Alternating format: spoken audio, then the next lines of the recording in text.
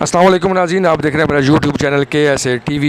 ناظرین، پاکستان تحریک انصاف کے دور میں chairman federal board of revenue بنائے جانے والے شبر زیدی نے ایک نیا پنڈورا باکس کھول دیا۔ شبر زیدی نے پاکستان تحریک انصاف کے چیئرمین اور ان کے ممبران قومی اسمبلی پر سنگین الزامات لگا دیے۔ گزشتہ رات شاہزیب خان زادہ کے پروگرام میں گفتگو کرتے ہوئے شبر زیدی نے کہا کہ پاکستان تحریک انصاف کی حکومت میں جس کسی کو بھی میں بلاتا تھا ٹیکس نیٹ میں ڈالنے کے لیے تو فوراً ہی عمران خان مجھے اپنے پاس بلا لیتا تھا اور بلا کر مجھے کہتا تھا کہ شہزاد اکبر جو ہے وہ کہہ رہا ہے کہ آپ اس طرح کرو۔ انہوں نے کہا کہ میں نے جب جو تمباکو مافیا ہے KPK کے اندر ان کو جب پکڑنے کے لیے اسد کیسر وغیرہ کے ساتھ رابطہ کیا تو وہ کافی سارے لوگوں کو سفارشیں لے کر میرے پاس آ گئے۔ پھر اس کے بعد انہوں نے کہا کہ میں نے ایک دو بندوں اور کو پکڑا تو اسد عمر میرے پاس آ گئے، اور اس طرح اور بہت سے لوگ 40-50 MNA میرے پاس سفارشیں لے کر آ گئے کہ آپ ان کو چھوڑ دیں۔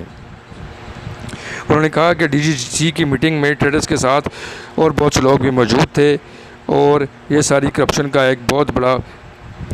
نیٹ ورک تھا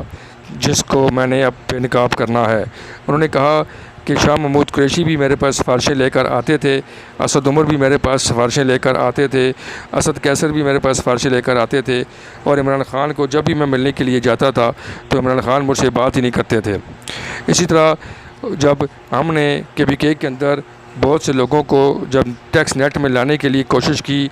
تو قومی اسمبلی کے اسپیکر اسد کیسر بھی میرے پاس سفارشی بن کر آ گئے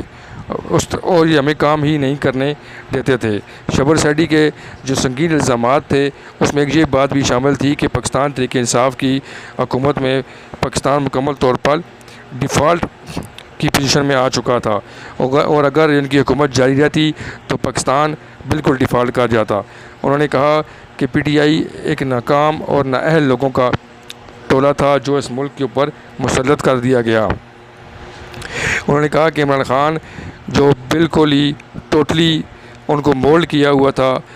شہزاد اکبر نے، اور شہزاد اکبر ہی کی وجہ سے پاکستان کی معیشت کا پٹھا بیٹھ گیا تھا۔ مجھے زیادہ دونہ طور پر کام نہیں کرنے دے رہے تھے۔ جب بھی ٹیکس نیٹ کو بنانے کے لیے ہم کوئی اپنی پلاننگ کرتے، کوئی اپنی منصوبہ بندی کرتے تو یہ سیاسی لوگ بیچ میں آڑے آ جاتے، اور کراچی میں جو ٹریڈرز تھے انہوں نے میرے ساتھ بدتمیزی بھی کی۔ کراچی کے ٹریڈرز کہہ رہے تھے کہ کوئی بازار والا آپ کو ٹیکس نہیں دے گا، اس لیے وہ لوگ مجھے ٹیکس بھی نہیں